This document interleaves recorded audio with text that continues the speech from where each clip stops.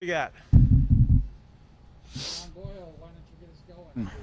Okay, Pete, this will be Dwayne's first game against his old team in 4 years since he's been here. Just what do you remember about that trade? It's kind of weird that you played them and then trade for him within a couple days. Yeah, that was a strange turnaround right there. But I asked him about it this week just to check in with him. He's been gone long enough, and there's hardly anybody there that he was with and all that, so it's not a big deal to him. It didn't sound like, but it's been a big deal. We made a big trade to get him. He's played great football for us. He's been a great leader for our club and all that. So, I don't know if there's anything significant past that, but leave it. You kind of touched on it. What has he meant in the 4 years he's been here, or 3 or whatever it's been, just in terms of solidifying that position there? Yeah, he is. He's such a great leader because he works so hard and takes care of himself so well. He's a guy that's always working. He's always working out. He's always on it. Tougher than nails about coming back from anything. He's had nicks and all that kind of stuff over the years, and always gets back with a great attitude. And we've learned how to work with him to make sure that he's at his best. I think he's been had a really good run this year, and hopefully we can keep it going through the rest of the season. But his voice is what's really powerful, John. When he talks to the players, when he speaks, everybody's listening, and he's firm about his thoughts, and he's competitive in games, and he moves guys in the games by the things he says at times and stuff. And so, he's everything you're looking for. Corbin? Hey, Pete, Quandre Diggs is listed as questionable. How's he doing? And if he can't go with Jamal already being out, what options do you have? Safety position looks like it's pretty thin right now. He's going. He feels fine. We missed time so that we could rest him to make sure, but he's determined to play. So I'm not even thinking about it. Michael Sean? Hey, Pete, of the two injuries listed for Travis Homer, which one is keeping him out? I think it's the hamstring is newer than the calf. He's kind of been dealing with the calf for a while, so the hamstring thing popped up. I think that's probably more the issue. I haven't asked him specifically that question, but that's what I would lead with because it's the newest one. Thanks. Brady? Hey, Pete, how's Adrian Peterson doing, and is he in the plans on Sunday? Adrian, he had a lower back issue that came up, and he felt a little bit coming into Wednesday, and then on Wednesday he couldn't go. So we're going to hold him out. We got to take care of him, look after him. Bob Condotta, Seattle Times?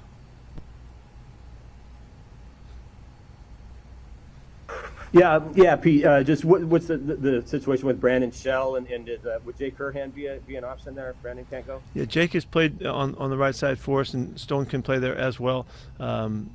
Brandon, he's been hanging in there with the shoulder that's been just a bother to him, and we just got to give him a break this week and see if we can get him stronger for the finish of the season.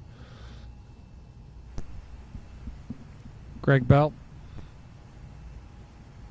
Pete, do you expect that Russell Wilson's through all the finger now and he's at his 8-week mark? And was it really noticeable that last week was so much better than the weeks before that?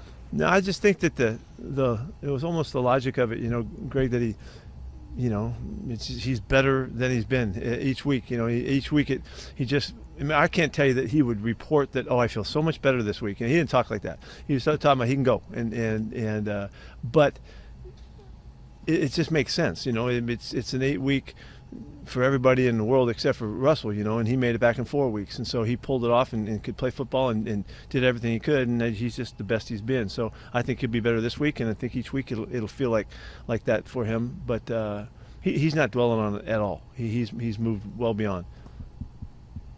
Thank you. Go Army. There you go. Big week.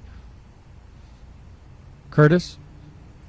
Yeah, Pete, how's it been seeing Damian Lewis get back into the swing of things here, and what are you looking for out of him getting back in the lineup? Yeah, well, first, he didn't miss a snap all week. He took everything, and it was great to have him back out there. Just it feels like it's supposed to feel, it's just he's such a good football player, and as he's growing into it, it just feels good to have him out there. So he missed nothing. So he means something to us because he's been a starter and he's been working hard at it, and he's tough and all that, and so it's just helps us continuity wise. So it's a good deal for us. Michael Sean, you have a follow-up? Can somebody turn the electricity on for Curtis? It looks like he's probably no The heat. camera sucks. That's the issue. In the dark, man. Yeah, sorry. Pete, what are some of the things that Coach Canales and Coach Davis Austin bring during the week? How does what they do during the week show up on game days for you? Well, David, they have different assignments. And Austin's the quarterback coach, so he's digging in with every step of the way with Russ, making sure that the plan and all that kind of stuff is well seated and all the questions are answered, and just he's on everything strictly with the quarterback. David is responsible for the passing game, and so his work goes more with Shane. He works with everybody, but he's more of an overview on that and contributes in all of the special situations that are part of the passing game. And he also gives us a really good connection with Russ, because he's been here throughout all of the years, knows all the history in the background. Like he and Nate, they hold all of the information from the past, and anything we've ever done, those guys can recycle in a heartbeat, and they're great at it. And so David's in charge of that kind of stuff, and so they have different duties, So now they're overseeing everything, Excuse me, David's overseeing everything in terms of the passing game and kind of the conduit to Shane. Thank you. Tim? Pete, I think you implied the other day that you're counting on Rashad probably to be your primary ball carrier on Sunday. Is he healthy enough at this point to sort of take on a heavy load? And how much of that do you need to see, being that it's been rare for him to be able to handle that much because of injuries throughout his career to this point? Yeah, it feels like the first time he's been back-to-back in a while. We really come back the next week and go again. So what I'm implying is that I'm hoping that he'll be a big part of it in the game. I'm not telling you numbers or any of that kind of stuff, but I'm just real anxious for him to be part of it and see what he can contribute in all of the different aspects of the plan. And so it was really good to get Alex a week, because he's got kind of a nagging issue that he's dealing with, but he made it through fine. Like always, I don't care who gets the ball the most. It doesn't matter to me. But what I will try to do is get a feel for who's doing well, who's got a good feel for it, and give them more opportunities as the game goes on. Masvita? What kind of week did you get from Gerald Everett practice week this week? Yeah, we got a really focused week from Gerald. He's really disappointed in the game from last week, and we did not talk about it. We were on the topic all week. It's such a big deal to take care of the football, and he had his issues this past week. So Chad Morton was kind of his personal study, and he was with them all week long, making sure that he's doing everything he could possibly do to take care of the football like he's supposed to. And so he was humbled by it. He was disappointed that what happened. He's fortunate, and he knows it too, that we won the football game. But he'll bounce right back. Brady? Hey, Pete, did Jamal Adams have his surgery? Yes, he did. And they, just the early indications that they really worked hard to make sure that that this is going to be secure and all that, and it took some steps to do that. And so I haven't talked to him yet since the surgery, but we got really good reports on what they did. And what kind of timetable does that in terms of when he could be back to doing stuff?